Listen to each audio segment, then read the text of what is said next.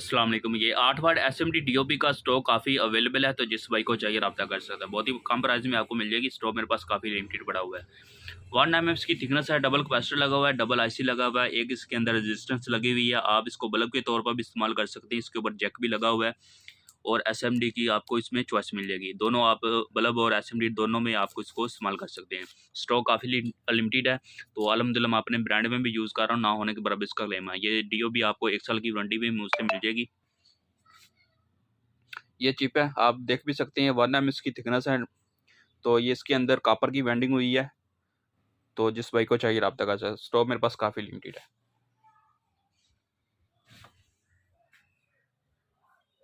Okay, خدا حافظ۔